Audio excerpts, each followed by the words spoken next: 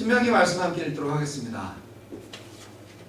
신명기 12장 1절로 14절까지 말씀인데요. 저와 여러분이 교독하겠습니다. 당신들이 땅 위에서 사는 날 동안 주 당신들 조상의 하느님이 당신들에게 차지하게 하신 땅에서 당신들이 지켜야 할 구례와 벽도는 다음과 같습니다. 당신들은 당신들의 쫓아낼 민족들이 모르시는 성기를 거스르고 자리든지 나라든지 무성한 나무 아래든지 너희 주지 다 공부해야 합니다. 거기에 있는 제단을 허물고 석상을 부수고 아세라 목상을 불태우고 신상들을 부수고 그들의 이름을 그곳에서 지워서 아무도 기억하지 못하게 하여야 합니다. 그러나 당신들은 주 당신들의 하나님을 섬길 때 이방 민족들이 그들의 신들을 섬기는 방식으로 섬겨서는 안 됩니다. 당신들은 주 당신들의 하나님이 자기의 이름을 두려고 거처로 삼으신 당신들 모든 지파 가운데서 택하신 그곳으로 찾아가서 예배를 드려야 합니다. 당신들은 번제물과 화목제물과 11조와 우피들어 바치는 곡식제물과 서원제물과 자원제물과 소나 양의 처음장단을 꼭 가져다가 바쳐야 합니다. 당신들은 주 당신들의 하나님이 계시는 그 앞에서 먹도록 하십시오. 그리고 주 당신들의 하나님이 당신들이 수고한 일에 복을 주신 것을 생각하면서 가족과 함께 즐거워하십시오. 오늘 여기에서는 우리가 저마다 자기의 소견대로 예배를 드리지만 거기에 가서는 그렇게 하지 못합니다. 주 당신들의 하나님이 당신들에게 유산으로 주시는 땅에 아직 이르지 못하고 그곳에서 누릴 안식을 아직 얻지 못한 지금은 당신들이 소견대로 합니다. 그러나 당신들이 요단강을 건너가서 주 당신들의 하나님이 당신들에게 유산을 주시는 땅에 정착할 때에는 또 주님께서 사방에 있는 모든 적들의 위협을 물리치시고 당신들에게 안식을 주셔서 당신들을 평안히 살게 하실 그때에는 당신들은 내가 당신들에게 명한 모든 것, 곧 번제물과 화목제물과 11조와 높이 들어 바치는 곡식제물과 주님께 바치기로 서원한 모든 서원 제물을 주 당신들의 하느님이 그의 이름을 두려고 선택하신 그곳으로 가지고 가서 바쳐야 합니다. 거기에서 당신들은 주 당신들의 하나님을 앞에 모시고 즐거워하십시오. 당신들만이 아니라 당신들의 자녀들, 남종과 여종, 당신들처럼 차지할 몫이나 유산도 없이 성 안에서 사는 레위 사람을 다 불러서 함께 즐거워하십시오. 당신들은 당신들이 택한 아무 곳에서나 번제를 드리는 일이 없도록 조심하십시오. 함께 봅니다. 주님께서 당신들의 지파 가운데서 한 곳을 택하실 터이니 그곳으로 가서 번제를 드리고 내가 당신들에게 명령한 다른 모든 것을 지키십시오. 아멘. 약속의 땅에서 드리는 예배, 약속의 땅에서 드리는 예배. 지금 신명기 말씀은요, 모세가 설교하는 겁니다. 누구한테? 이스라엘 백성한테. 언제쯤? 광야 40년 다 지나고 조금 있으면 요단강 건너서 가나안 땅으로 들어가기 바로 그 직전에. 광야 40년 동안 이스라엘 백성들은 광야에서 많이 훈련받았고 그리고 자녀들을 출생을 시켰습니다. 자녀들을 낳아서 키웠죠. 광야에서 난 아이들. 여호수아 갈렙 이외에는 가나안에 들어갈 수가 없었잖아요. 잘 아시다시피. 그래서 나머지 인생들 1세대들은 다 광야에서 죽었어요. 그래서 그 2세대가 지금 여호수아 갈렙을 제외하고 나머지 모든 2세대가 지금 들어가는 거예요. 들어가기 직전에 모세 할아버지가 설교하는 겁니다. 우리가 이렇게 해서 하나님이 우리를 이렇게 구원해 주셨다 하면서 출애굽의 역사 모든 것들을 다 기억을 되살려갖고 설교를 하는 내용이 신명기입니다. 들으라. 하나님의 말씀하신 것을 들어라. 그래서 가장 중요한 말씀이 이제는 여기저기에서 성막대로 성막에서 예배를 드리고 했지만 여기저기에서 자기 소견대로 예배를 했지만 이제는 특정한 장소를 주겠다는 거예요. 가나안에 들어가면 더 이상 움직이지 않아요. 더 이상 성막의 이동이 없어요. 가나안에 들어가면 성막은 있지만 성막은 고정 성막. 그렇게 되는 거예요. 물론 거기가 사실은 예루살렘입니다. 그런데 그 약속의 땅에서 어떻게 살아라 하는 것을 미리 모세가 말하고 있는 내용입니다. 그래서 이 세들이 1세들의 가르침을 얼마나 알고 있는지 그게 참 요건이다. 참 중요하다 생각이 듭니다. 이스라엘 백성들은요, 유다 민족들, 즉 주이시들은 굉장히 교육열이 높습니다. 세계 최고이죠. 그 다음으로 높은 민족이 우리나라인데 유대인들의 교육열을 따라갈 수 있는 민족은 없는 것 같아요. 근데 그들은 그런 교육이 아니었다면 자기들의 그 종교를, 자기들의 믿음을 지켜낼 수가 없었죠. 교육을 통하지 않고 어떻게 전달될 수가 있어요. 그러니까 항상 유월절을 지킴으로, 그런 절기를 지킴으로, 초막절을 지킴으로 쓴나물을 먹고 누룩 없는 빵을 먹으면서 일주일씩 밖에 나서 캠핑하면서 너네 조상들이 출애굽할 때 이랬어, 너네 조상들이 광야에서 이렇게 살았어 하면서 그렇게 항상 아예 그것이 종교적인 의식으로 지켜서 자신들의 조상들의 그 하나님의 구원하신 역사를 몸으로 체득하는 거죠. 그렇게 배우는 거죠. 그리고 말씀을 계속 배우는 거죠. 그래서 이스라엘 백성들은 자신들의 신앙을 지켜오고 있습니다. 지금까지. 이민 사회를 살면서 많은 그 한인 사회를 보니까 뭐 다른 민족들도 마찬가지예요. 이세들이 영어를 굉장히 잘합니다. 그런데 한국어를 또 같이 잘 하시는 분들은 또 그렇게 많지 않더라고요. 근데 이제 저는 언어만을 말씀드리는 것이 아니고요. 중요한 것은 만약 신앙이 있었다면 그 신앙이 올바로 전수되는 것이 가장 중요한 유산이 된다라고 생각이 듭니다. 저희가 이제 그 토코아에 가서 많은 개척교회 목사님들하고 얘기를 하는 중에 이엔 목사님 한 분 계셨는데 그분은 캠퍼스 미니스트리를 전적으로 한다라고 하시더라고요.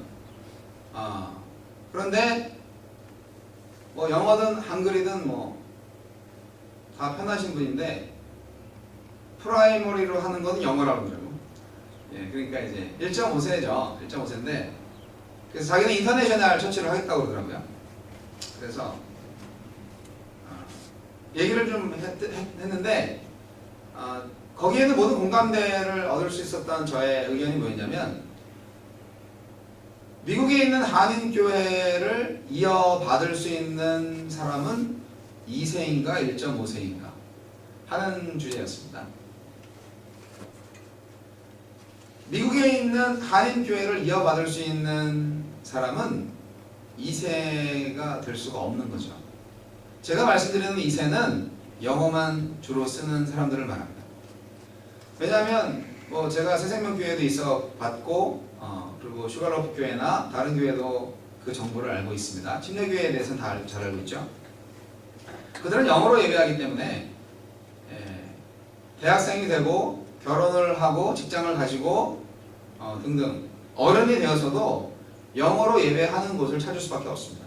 하지만 피부색은 옐로우잖아요. 그렇기 때문에 왠지 모르게 하나가 되지 않는 것이죠. 결국 그래서 그들만의 교회가 생겨나고 있습니다. 틈새 교회죠. 한국인이지만 영어로 예배하는 교회, 그런 장년부 예배가 생겨나고 있습니다. 그들은 그렇게 갈 수밖에 없는 거죠. 하지만 그 교회는 이제 시작입니다. 한 세대가 벌써 이민 역사가 40년이 됐기 때문에. 그러면 기존에 있는 한인 교회들은 누가 접수할 것인가? 누가 대를 이어서 안수 집사가 되고 또 교파교회에서는 장로가 되고 그 교회를 운영할 것인가? 그랬을 때에는 한국어를 사용해서 예배를 드리기를 원하는 1.5세들이 주인공입니다. 그랬을 때에는 어떻게 보면 미국이지만 한국어 예배와 영어 예배가 정말 자유롭게 전문적으로 다 이루어져야 되지 않을까라는 생각이 들고요. 그러면서 동시에 민족성과 어울러서 결국 그 신앙까지 전수가 되어야 된다 하는 것이죠. 한어부 예배에서는 예를 들어서 아주 귀한 찬송가, 어떤 거는 600년 전 것도 있고, 어떤 거는 100년 전 것도 있고, 어떤 거는 50년 전 것도 있고, 그런 아주 주옥 같은 찬송가들을 지금 EM에서나 또는 그 젊은이의 예배들에서는 또 잘 안 불러요. 근데 귀한 전통이라고 생각을 하거든요. 어제 H마트에서 찬양을 하는데 처음으로 제가 찬송가만 27곡을 불렀습니다. 온리 찬송가만. 그랬더니 이 대접이 너무 좋은 거예요. 캐시어 하는 직원들이 두 분이나 오셔가지고 물 갖다 드릴까요? 뭐 필요한 거 있으세요? 냉커피 필요하세요? 캐시어 한 분이 계속 또 눈물을 닦으세요. 그렇게 먼지가 많이 들어갔나. 그 참 진기한 풍경인데 아무도 모르죠. 내가 뭐길래 그 얼마나 소음이 많아요. 그 매장 자체에 틀어놓은 음악들이 있고, 그리고 뭐 냉장고 소리하다가 사람들 소리하다가 뭐 또 방송하는 소리, 그리고 또 특히 우리 한인마트는 판촉 행사 많잖아. 이거 맛보고 가시라고 그 마이크 들고 하잖아. 얼마나 쩌렁쩌렁한지 몰라. 그런데 나도 앰프를 켜고 기타를 치면서 찬양을 하니까 그것도 소음이잖아요. 근데 그 소음 가운데에서 하나님의 임재가 몇몇 분들의 가슴을 터치하고 힐링하는 것을 제가 목도했습니다. 눈으로 봤습니다. 놀라운 일이죠. 그때는 어메이징 그레이스, 나 같은 죄인 살리신, 그거를 부르니까 거기 되게 저기 인상 많이 쓰는 젊은 캐시어 한 분이 이거 제가 제일 좋아하는 거예요. 그래서 다음 주에도 이런 식으로 해달라고 또 요청까지 하시네. 지금 이제 신청곡도 하시는군요 라는 생각을 하면서 이분들의 마음을 위로해 줄 수 있는 도구가, 그러한 통로가 되었다는 것도 감사하다는 생각이 들었습니다. 사실은 제가 어제 너무 연주하기가 힘들었어요. 왼손에 쥐가 나가지고요, 기타를 치다가 쥐가 나서 잠시 무압으로 해야만 하는 상황이 됐었어요.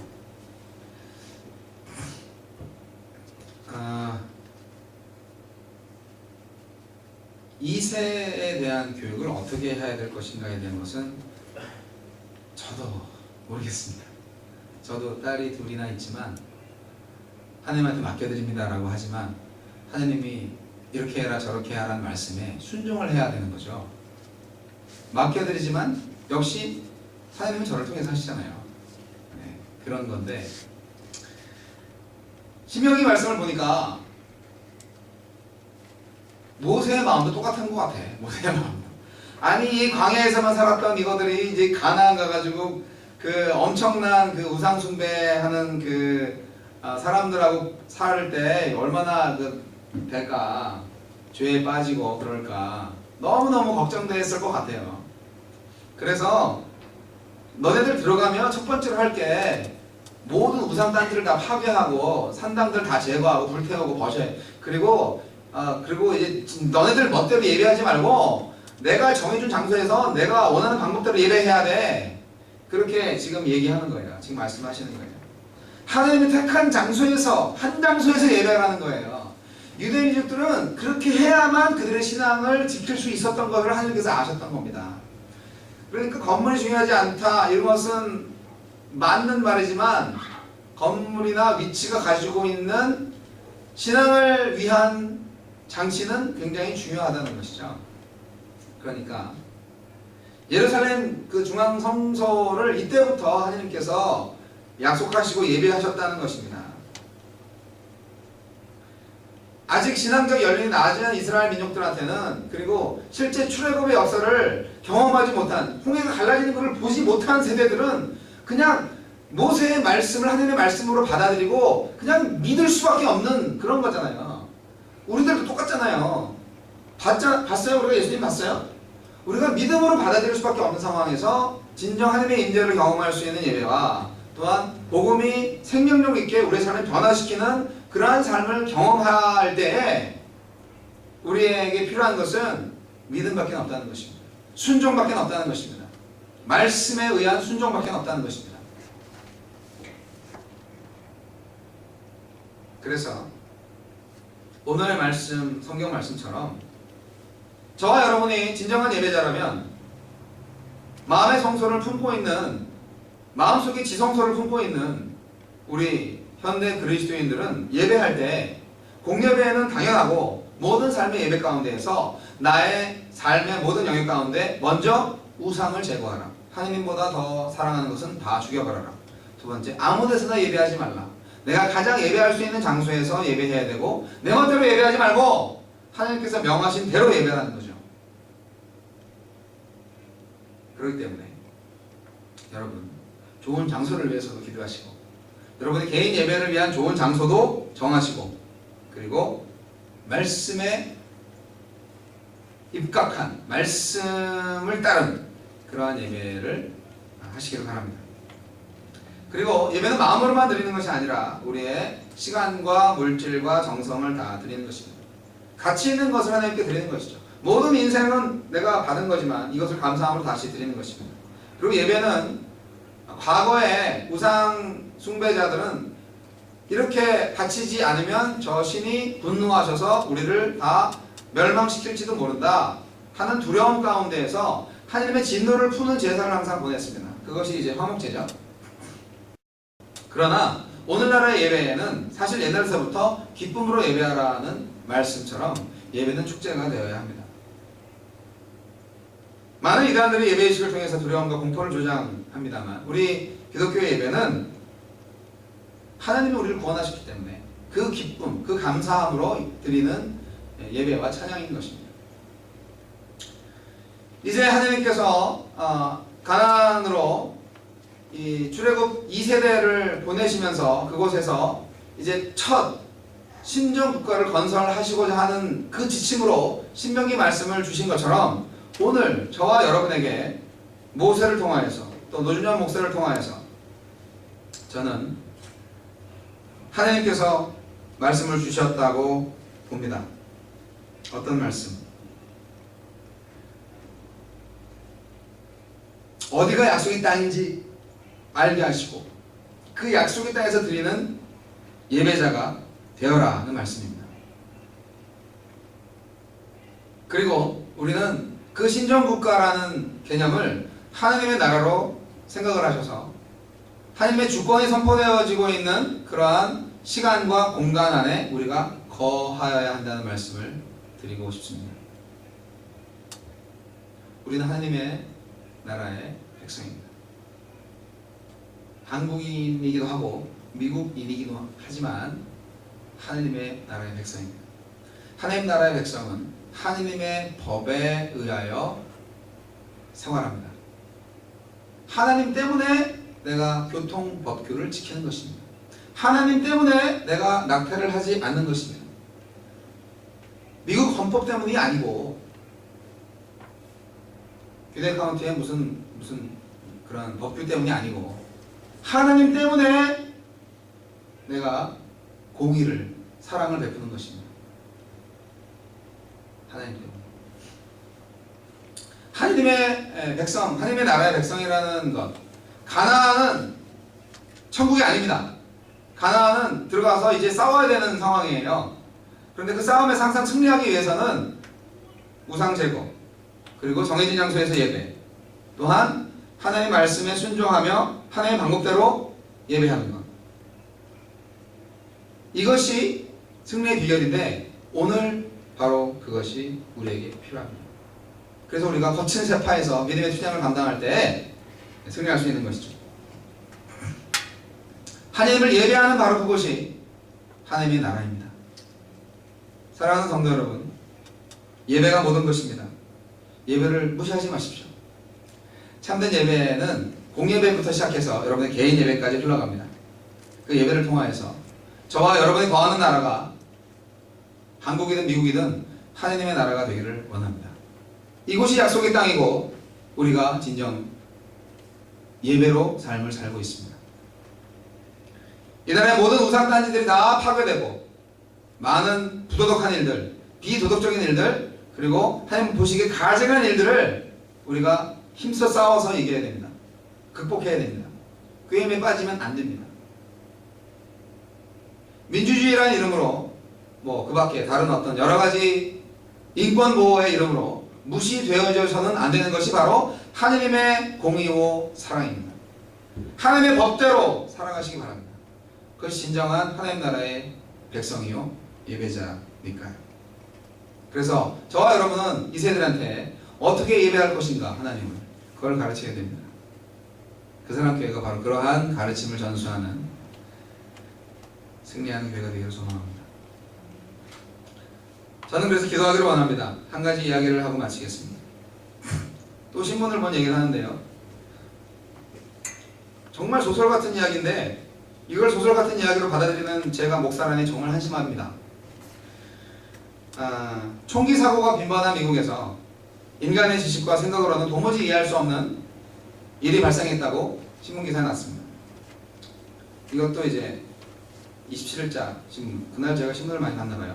근데 포트워스의 한 맥도날드에서 밤 9시에 총을 든 강도가 들어왔는데, 웬 맥도날드 뭐 돈이 많나? 하여튼 거기서 총을 들고 금품을 요구했다는 거죠. 그 당시 맥도날드에는 15명의 직원들과 다수의 어린이를 포함한 손님들이 있었다고 합니다. 감시 카메라에 촬영된 영상으로 보면 이 강도는 직원과 고객들을 협박하기 위해서 최소 5번 이상 방아쇠를 당겼대요. 뭐 직접 사람을 겨눠서 쐈는지는 모르겠지만, 그런데 총알이 발사되지 않았다고 합니다. 그래서 이 강도가 당황해가지고 맥도날드 매점 바깥으로 나가가지고 시험삼아 방아쇠를 당겼대요. 그랬더니 밖에서는 발사가 되더래요. 다시 총이 제대로 작동하는 것을 알고 나서 다시 매장으로 들어와서 다시 방아쇠를 당겼는데 다시 총이 발사가 안 되더래요. 이런 일이 어디 있어요? 그래서 본인이 너무 당황스러워가지고 그렇게 당황하는 순간 이제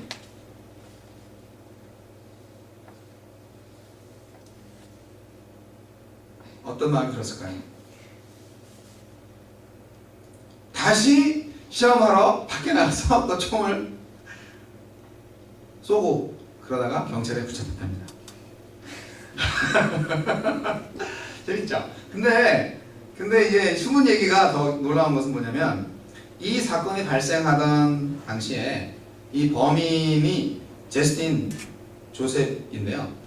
이 사람의 어머니가 아들이 살인 범죄를 저지르기 위해 밖으로 나간 것을 직감하고 경찰에 이 사실을 알리는 한편 가족들과 함께 그들을 위해서 기도했다는 사실입니다. 그래서 그 어머니는 철석같이 믿습니다. 우리의 기도 덕분에 그 총이 발사되지 않았을 것이다.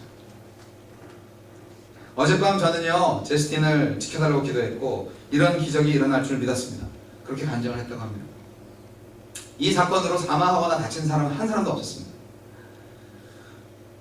정말 놀라운 어머니라고 생각합니다. 다른 어머니 같으면은 범죄를 저질러도 내 새끼니까 경찰에 고발하지 않고 숨겨줄 것 같아. 제가 정말 사랑하고 싶은 어머니입니다.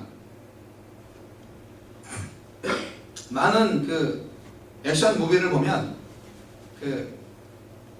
정말 중요한 가학자가 이제 악당한테 폭탄의 비밀을 알려주는 대가로 자기 아들을 살려준다, 뭐 이런 걸 하잖아요. 하지만 바보 같은 일이죠. 결국 그 폭탄을 가지고 간 범인은 모든 인류를 다 죽일 텐데, 그럼 자기 아들도 죽고 자기도 죽는 거 아니에요.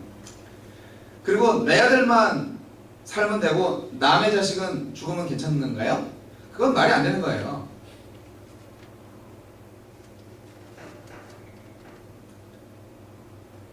인간의 생명은 다 똑같아요. 하나님의 자녀이니까. 공의를 위해서 자기 아들이 범죄를 저지르지 않고, 그리고 경찰에 잡혀서 회개하고 바른 생활을 하게끔 가족들이 모여서 기도했다는 사실은 당연한 일인데 정말 놀라운 일입니다. 기도의 놀라운 능력이 아들의 총알도 막아준다는 사실, 하나님의 영광입니다. 이러한 기도의 역사가 저와 여러분이 살고 있는 미국에서 일어나기를 원합니다. 이러한 기도가 저와 여러분의 입술에서 터져나오기를 소망합니다.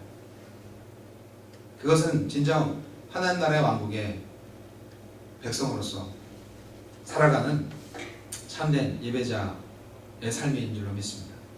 기도하겠습니다. 좋으신 하나님 감사합니다. 우리가 무엇이건대 예수 생명을 주시고 이제까지 목숨을 부지하게 하셨나이까? 왜 사는 겁니까? 왜 숨쉬게 하는 거고 왜 먹고 마시게 하시는 겁니까? 숨이 붙어있는 날까지 우리가 이 땅에서 해야 할, 살아야 할 일이 무엇이고 목표가 무엇입니까? 오 주님, 삶의 목적을 주신 하나님을 찬양합니다. 진정 주님을 예배하게 하여 주시고 그 예배가 사랑과 정직을 행하는, 사랑과 공의를 행하는 삶의 열매로 나타나게 하여 주시옵소서. 예수님 이름으로 기도합니다. 아멘.